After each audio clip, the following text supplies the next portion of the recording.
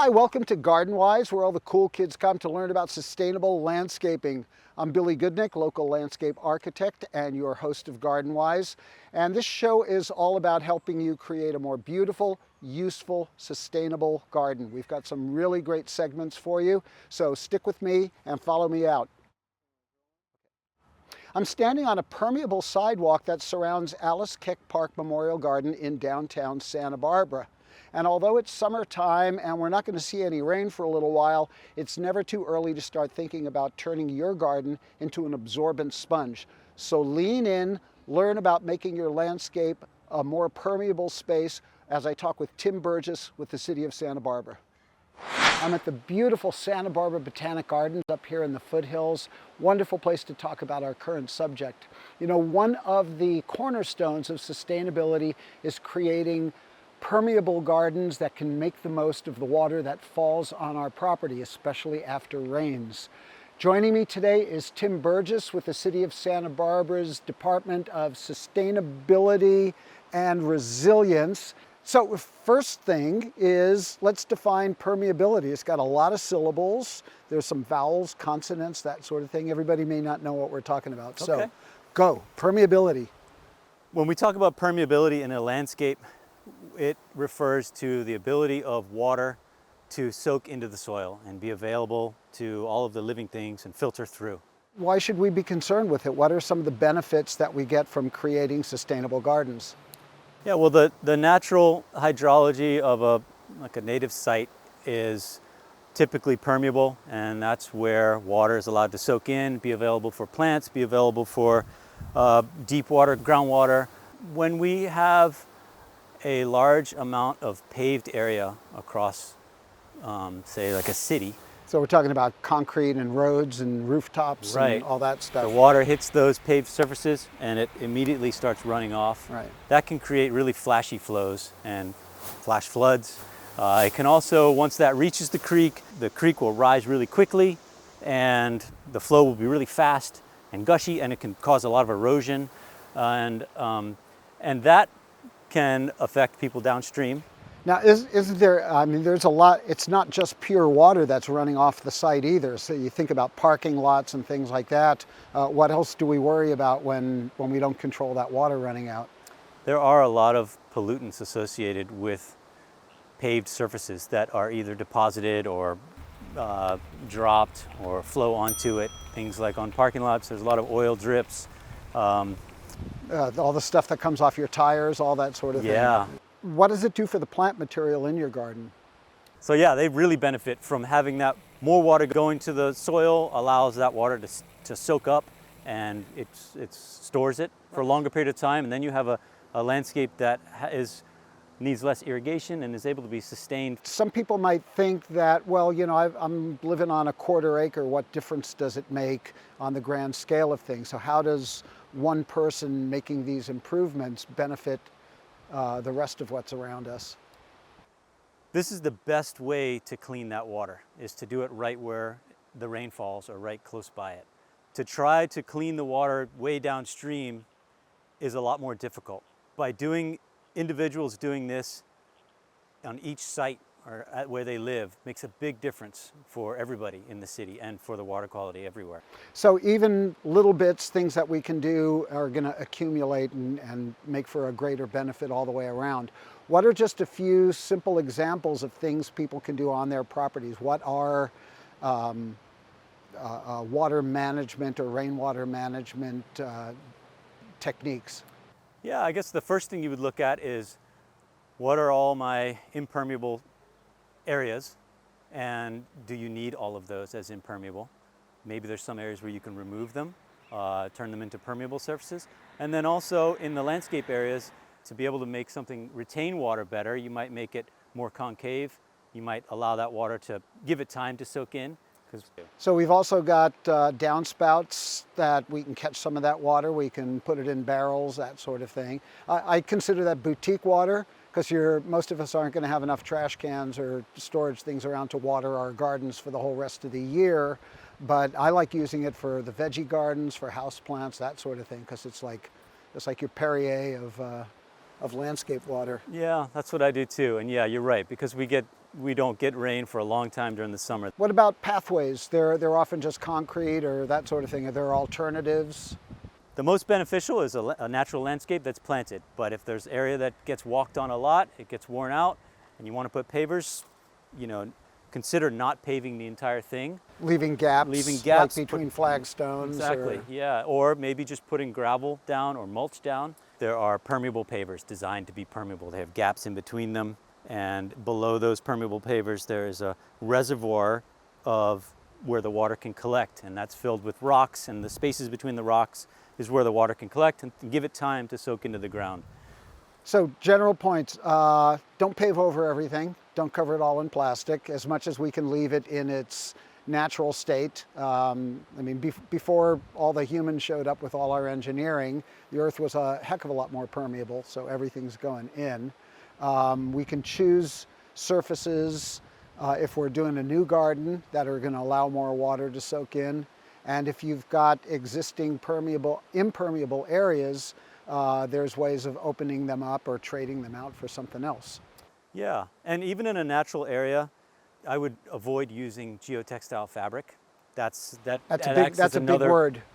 The geotextile fabric is sort of it's a you fabric. Mean the weed cloth sort of stuff? It's a weed cloth. It's often made of some type of plastic, and a lot of them are actually impermeable to water.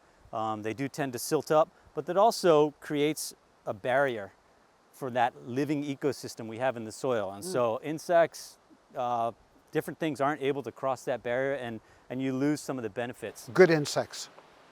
The good insects, which is the majority of them. Everybody thinks of insects as garden pests, but yeah, when you create a natural balance and all the good guys are there, they're eating the bad guys. So we just want to exactly. Yeah, it's a whole ecosystem. It's a whole biome down there. So a lot of different animals live in that soil. That from the animals and living things, fungi, microorganisms, invertebrates, vertebrates, and plants. They've told me before I'm a fun guy too. There you go. This is great stuff. You've filled my head. I've wrung out yours pretty well. Hope people have gotten something out of it. We got a lot of material here. For more information about this, there's plenty of websites. We'll put them up on the screen that you can check into. I just want to thank you for being here. Thanks, Billy. Thanks. I want to thank Tim Burgess for whetting our appetites. A little bit of a joke regarding permeability. We've got another segment coming up with Tim in our next episode, so be sure to circle back and check that one out. Next, we're going to talk about choosing the best native plants for all kinds of situations in your garden. Stick with us. Rain or shine, water conservation is a way of life in Santa Barbara. Take water conservation to the next level. By replacing your water-thirsty lawn with water-wise plants, you can enjoy a colorful, low-maintenance garden with more flowers. And make use of rainwater by turning runoff into a resource. The city provides incentives to encourage water-efficient landscapes. Apply for a rebate now. Easy on the eyes, water-wise. I'm standing in the cool shade of a California coast live oak, which is very appropriate because we're heading up to the Santa Barbara Botanic Garden so I could talk to horticultural educator Alejandro Lemus. He and I are going to riff about the perfect plants for different situations where you might want to use California natives. We'll be talking about plants for sunny slopes, plants for shady areas, and my favorite, lawn alternatives. Stick with us.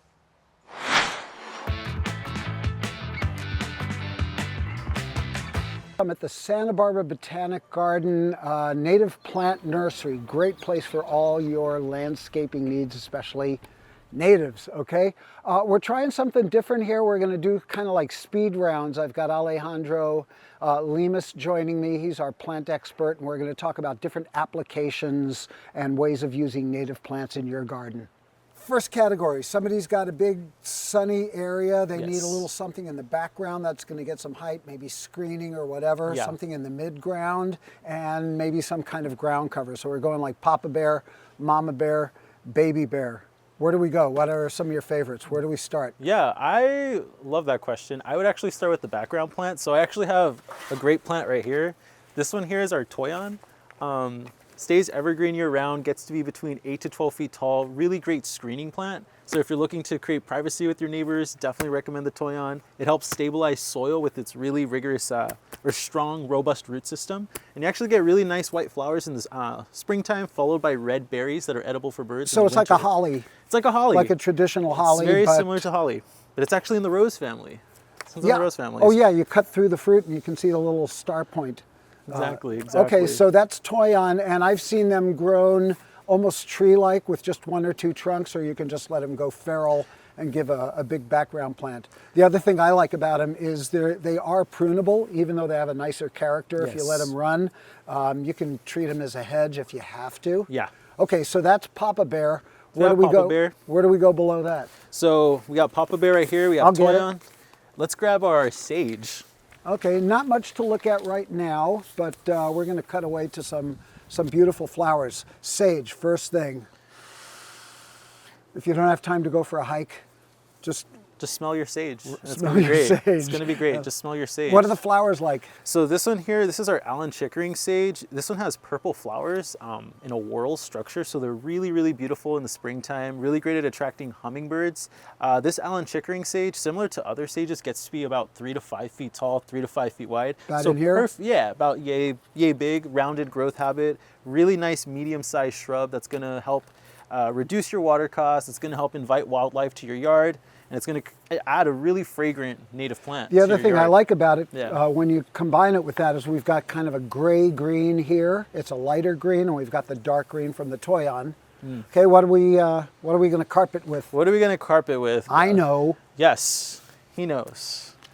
What do we got here? What do we got here? Well, it's one of the Arctostaphylos or manzanita related plants. Yeah, so this one here is our Pacific Mist Manzanita. Really nice ground cover. I really like the pointed leaves on this, really narrow pointed leaves, really nice green color. What I really like about the manzanitas, especially as a ground cover, are the cinnamon colored bark, or this red colored bark at the base of the plant. Really robust ground cover. It can cover 5, 6, 7 feet fairly quickly. Loves full sun here in Santa Barbara County, followed by really nice white flowers in the winter Oh, they're beautiful. They look like little porcelain urns little turned urn-shaped upside flowers. down. Yeah, really attractive to hummingbirds. So really And great manzanita habitat plant. means Manzanita means little apple Little in Spanish. apple, okay, So those but- are the fruits that are followed in the springtime after the flowers are pollinated. You get these little fruits that are attractive to birds. anything we need to be careful about planting any of these? Some are in terms of drainage, soil. These seem to all fall in the garden friendly Yes, so for category. the most part, a lot of these plants that we selected from the Toyon, the sage, this manzanita are tolerant of most soils. So if you have heavier clay soils that hold on to water for a long time, these would be great options. Just for don't that. overwater them. Just don't overwater. So Water here them at when the they need it. so here at the garden we recommend watering these plants deeply and infrequently, allowing the plants in the soil to dry down to a depth of 3-4 inches before watering again. Gotcha. Great. Yeah. Okay, sunny slope. Sunny slope. If you want to know more about these plants, Alejandro might be around at the nursery. There are 2 plant sales every year. There's one in spring, one in the fall. Look at all the media, newspapers, online stuff. You'll find out when they are, and you'll get some great advice on picking out plants. The results are in. Utility customers across the city are saying WaterSmart is a great tool that's helping them save water and money. With features like leak alerts, online bill pay, and hourly water use information, find out how WaterSmart puts more data in your hands to better control your bill by signing up today. Visit santabarbaraca.gov/WaterSmart to learn more.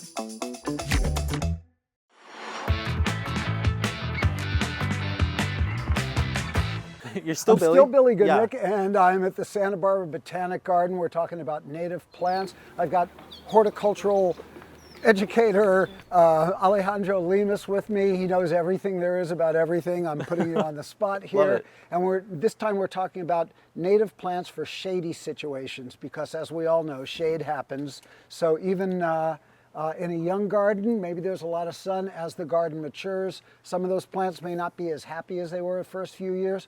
Switch over to shade plants. So same idea, we're going taller, not exactly something you build a treehouse in, but we're talking about kind of creating 3-plant combos. I call them killer combos, and we've got some really fun stuff here. So what's the big guy in the room? Yeah, so our largest shrub here, if you're dealing with the shady slopes, say you have some native oak trees on your property or trees that are casting shade and you're looking to garden under them, one of the larger plants that we recommend would be our Ribes sanguineum, which is our chaparral currant. So this is the white flowering currant.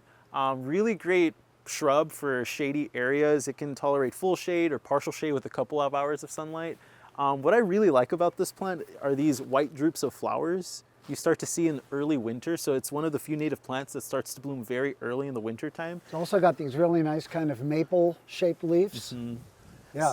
And this one looks kind of sparse. This is what they do in the wintertime, right? Yeah. Semi-deciduous? So these are semi-deciduous. So when you plant these in the ground, usually in the summertime, they'll drop a bit of their leaves before leafing out again during the winter season. Don't panic. Don't panic. Don't Your plant dump is water on alive, them. but it's just one way that the plants help conserve energy and save water in the summertime. And you can even see these buds along the stems that are going to unfurl and become new leaves. So it's quite literally part of the life cycle of the plant to go through that seasonal change. So you get summer, fall, winter, spring, something a little different. There's something happening every season with this plant. So this is in shade, partial shade, doing fine. We want something to pair with it.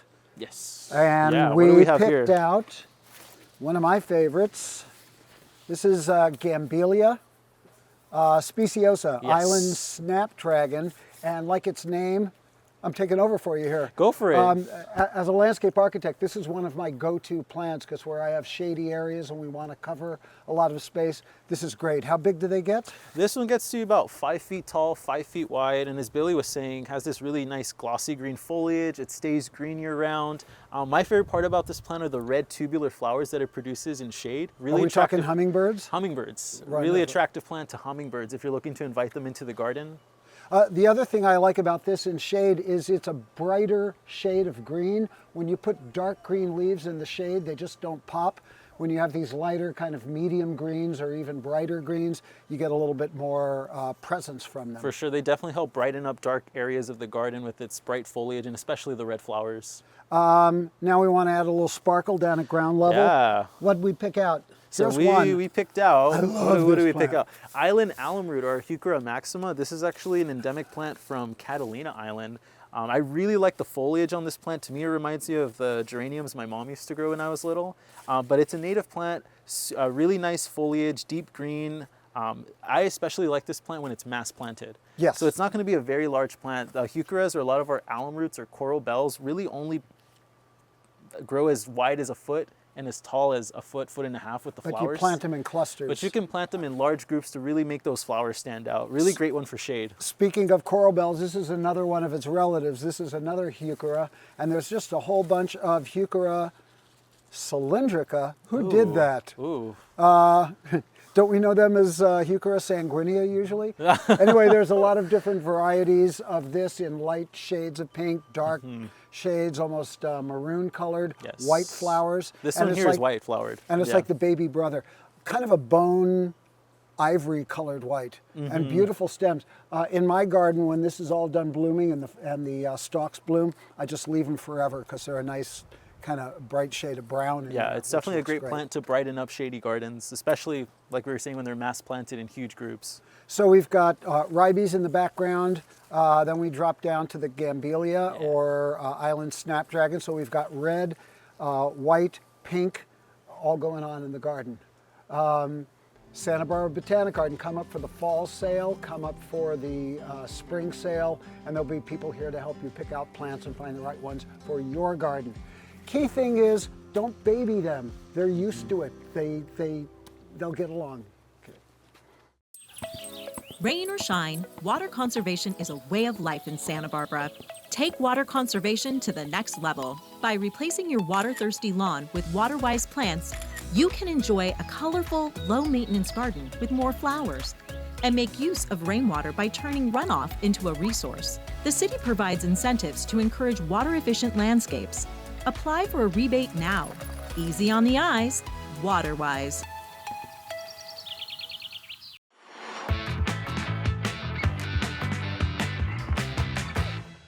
Hi, Hi, Billy Goodnick at the Santa Barbara Botanic Garden at the foot of the Santa Ynez Mountains. Beautiful views. I'm here talking to Alejandro Lemus, who's the horticultural educator here at the garden. I'm learning stuff. You can learn stuff too. This topic is lawn substitutes and grassy, meadowy types of plants. You want to kind of start with what I call a base coat, or if you're into painting, the gesso you put on the canvas. And our first one is, you want to grab that from me? So This is? we have Carex praegracillus, or our slender sedge. It's one of our native sedges here in California. People really Would love. you distinguish that sedge isn't grass, even though it looks like it? It's not a grass, even though it does appear to look like a grass. The difference here is that sedges have edges. So sometimes when you run your hand across these blades, these leaf blades, they tend to be serrated. So that's the difference between our sedges and our grasses. Here in California, the sedge actually makes a really nice ground cover. So if you're looking to remove that artificial turf and replace with a native plant, definitely recommend Carex praegracillus. Here in Santa Barbara, it can take anywhere from full sun to even shady conditions. So it's a very adaptable grass, or sedge. So you've got like a base coat of the Carex, and what are some other things we can do to keep from it looking like a monoculture? Yeah, there's definitely some other plants that you can add if you're looking to create that meadow look or just create a ground cover in general. Another one of our favorites here in the nursery are any kind of our native fescues. So this one here is Tomales Bay Idaho fescue. Despite the name, it is still native to California. This one has more blue-green foliage, stays really low to the ground, and also spreads similar to how the Carex spreads to cover an area. The one consideration to have with this fescue is planting it in part shade. Fescues can't tolerate a whole lot of sun, so I would probably recommend keeping it out of harsh afternoon sun. Gotcha. But it's a great plant to achieve that meadow look. It's dog friendly and it creates a beautiful look.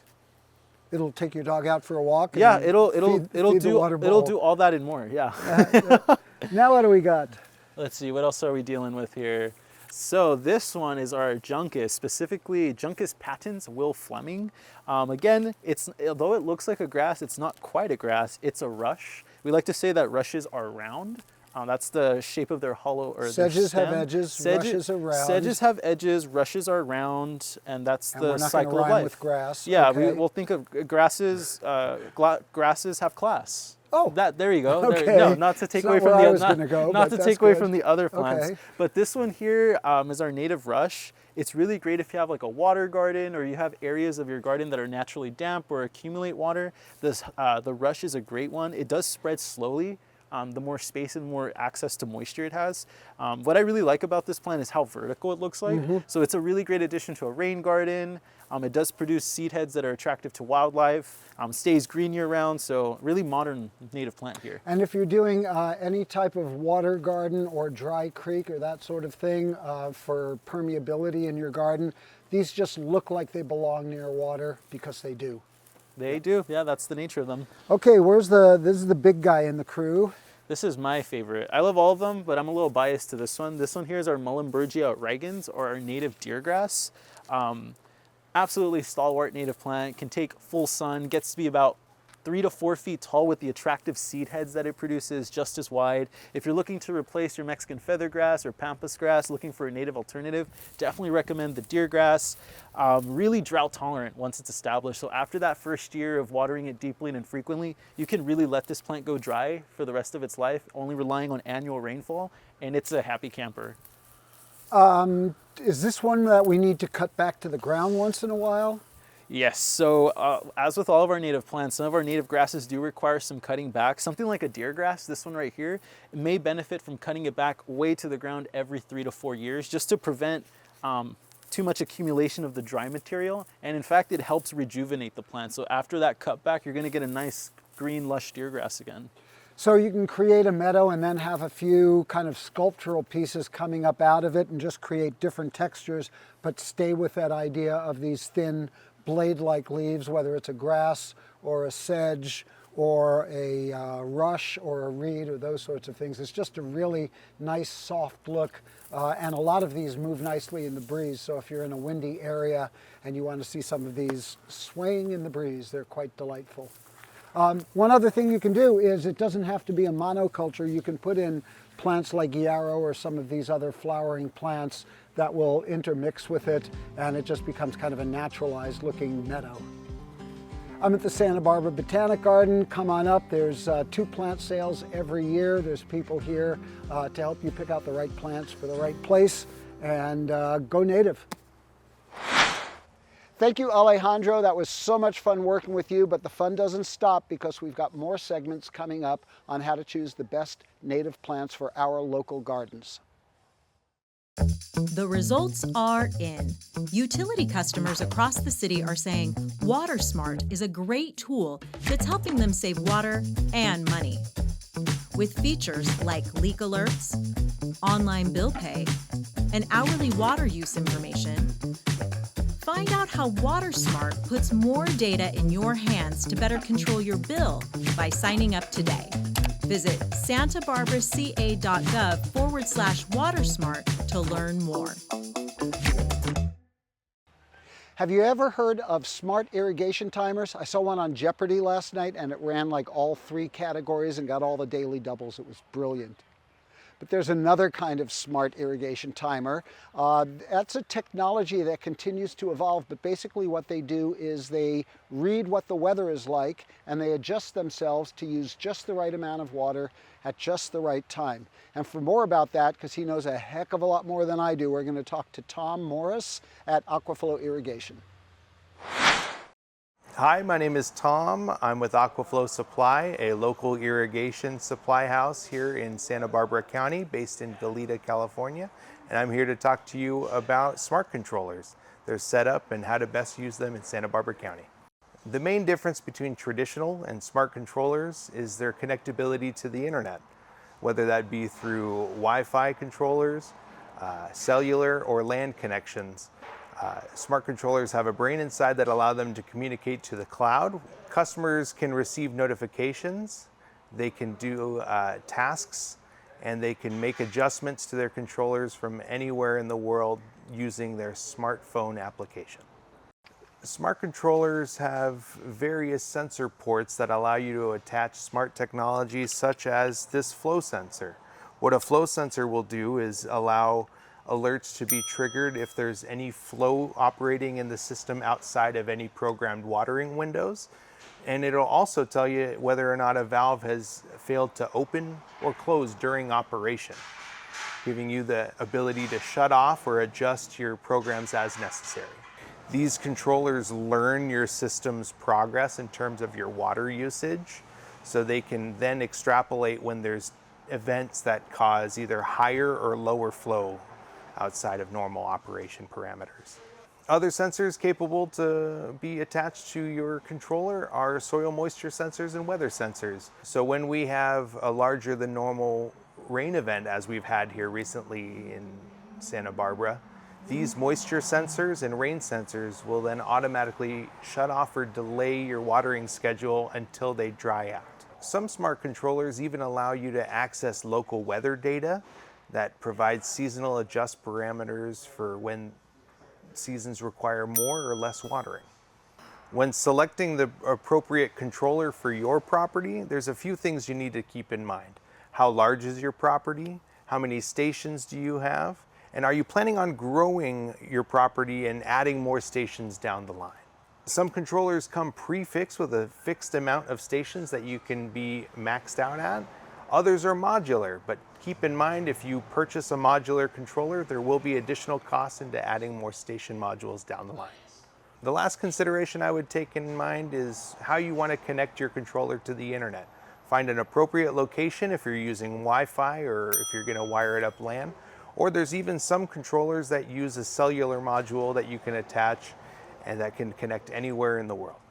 Some things you will need to keep in mind is you'll have to have a station count, have your station set up in the field, and have an approximate runtime set up and ready to go. So know your landscape, know the plants that you're irrigating, and know the irrigation windows that you want to establish. One thing that I see through auditing new properties is water windows will be established at a very large flow early on to help establish new plantings. As your plants grow and they establish their root systems, they'll have less water requirements moving forward. So make sure you adjust your controllers after your plants become well adjusted to their new climate. And make sure you're using your best judgment. I mean, this is your landscape, so make sure you're taking the time to use your eye test and see if there's any areas that need additional help. We always like to say err on underwatering, as plants can handle a little bit of stress, and to be fair, most plants die because of overwatering rather than underwatering. And after your setup, expect some water savings and make sure to check in with your water providers and ask for any sort of rebates they may have in your area. Incorporating a smart scheduling controller will allow an additional tool in your arsenal to be water wise. And feel free to come into any Aquaflow Supply location in the greater Southern California area. We have a knowledgeable staff that's willing to answer any questions you may have regarding your landscape. Well, that concludes another episode of Garden Wise. Hope you picked up some tips that you can use in your own garden to make it a little more useful, beautiful, and sustainable. For more information about water conservation in all sorts of categories, go to waterwisesb.org. And if you want to see more clips from the show, I think we've got about 80 of them on deck, go to this URL at YouTube. They're supposed to put something here underneath for you to look at. I hope that happened. See you at the next one. I'm Billy Goodnick, local landscape architect, and be water wise, Santa Barbara County.